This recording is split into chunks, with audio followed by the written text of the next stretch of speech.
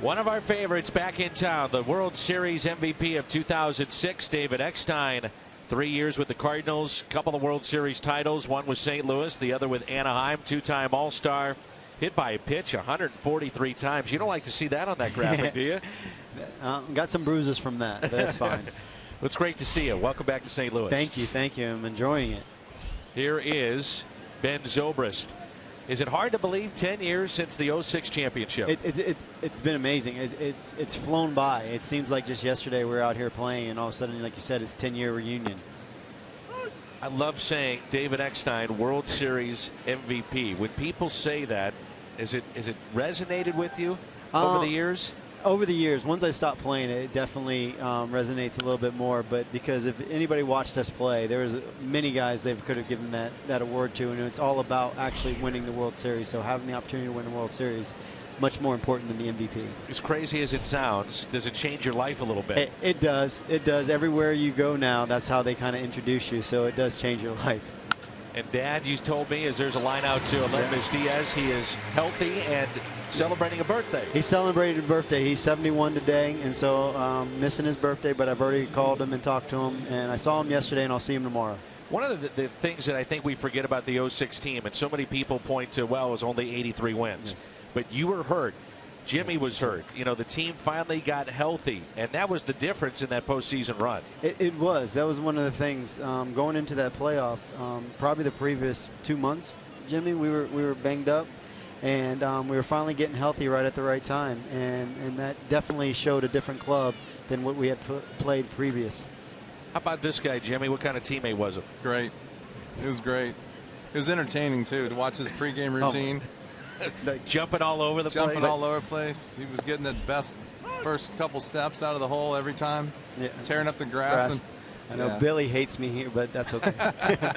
But still looking to see if there's a big hole down there where he used to jump around. Definitely, but you know, Jimmy was one of those guys that kind of took me underneath his wing. He's one of the best teammates I've ever had, and it was kind of nice to be able to play with him. But if anybody knows, his heart is bigger than actually how he even played center field.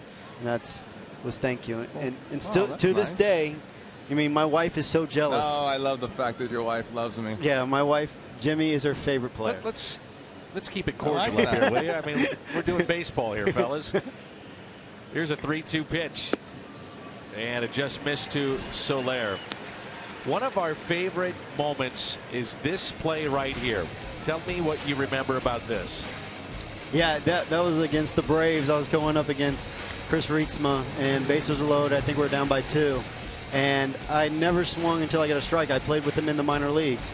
And it was one of the things. It was the first pitch ball, and the next time I swung at a 1-0 pitch. And I even saw Chris afterwards. He's like, you never swing. But it was one of those things that I felt good. I think Albert had some premonition. So, yeah, it was one of my pretty cool moment. Well, in that moment, and we later found out with Albert, we asked him, what were you doing with J-Rod's bat? And he said, you're not going to need this. He threw it down. He said that was it. Right. That was it. Yeah, I heard about that afterwards, and I saw the replay as well. That was nice of him. Here's a fly ball that's hit down the right field line and out of play. Eck used to mess around in batting practice, and like towards the end, he would give the little fake bunt and then pull it back and slash, and almost every time he'd hit a home run. So Albert said, if I could do that like you do it, I'd do it every time I walk to the plate.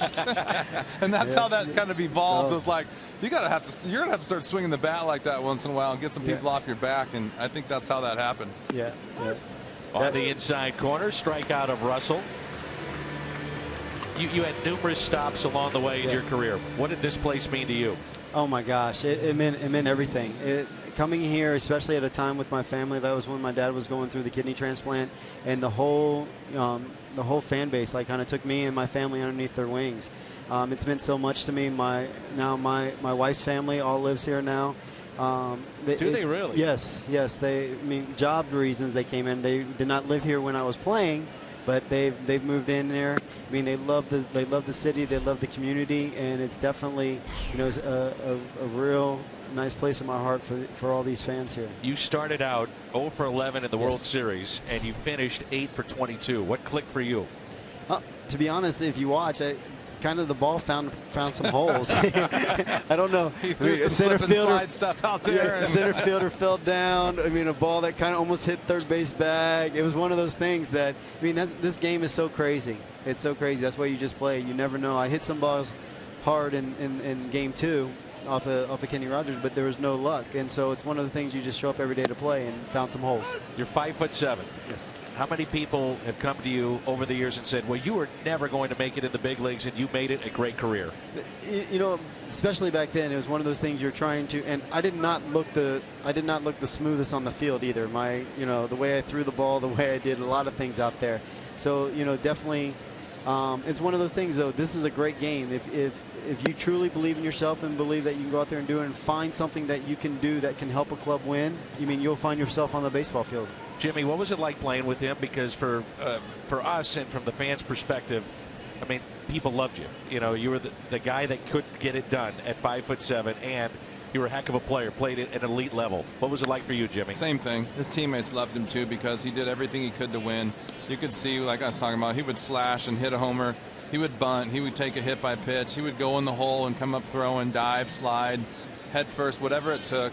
He did it. Whatever it took in the dugout or in the clubhouse, whatever it took, he did it. And you know what? You don't see that every day because people do a lot, but they don't do enough.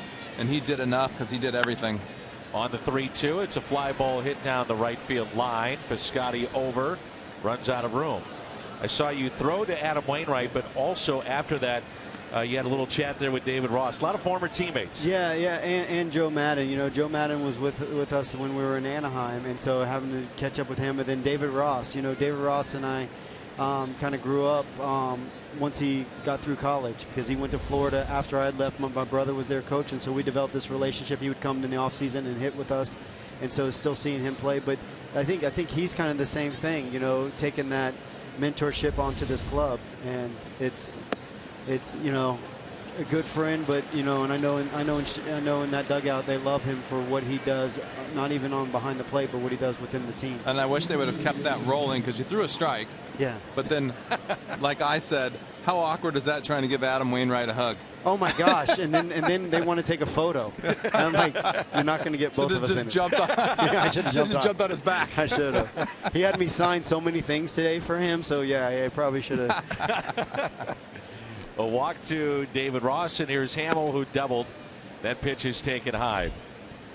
So here we go, David. There you go. All right, let's take a photo. It doesn't look so bad right there. Oh my gosh, I can see the top of my head how bald I'm actually am. So can he too, by the way. I need to just cut it off. You look good, man. Are you kidding? Yeah. 4 walks issued by Waka. Here's a 1-0 pitch. And you think about Adam Wainwright in 06. Yeah. You guys don't win the World Series without him. Not whatsoever. The way they actually used him that year, kind of like holding him back, not pitching back-to-back days, and just saving him to that final run. Who knew that Izzy was going to get hurt, and he was able to step right in with a fresh arm and, dominated that postseason for us. I've talked to Jimmy about this. I'm curious your thoughts, how Yachty guided that team in the playoffs. And when you're talking about a World Series MVP, I mean, what Yachty did throughout that whole playoffs, but especially what he did during the World Series, both offensively and defensively, but he guided that staff that no one really knew and got them to throw the pitches they needed to throw, and we were able to come out with a victory. I mean, he was so big for us that whole postseason. The bright yellow Corvette. Where is it? The MVP award. It's actually black. I gave it to my brother, but he did not take it with university. He didn't take it with him to college. So, but it is in my garage right now, sitting there. Hasn't been driven in months. You got a black one. Black one. But it was black yellow that night. It was yellow that play. I thought you were going to say you painted it. We stay with us for another half Yeah, inning? no problem. Great. David Eckstein is with us, World Series MVP.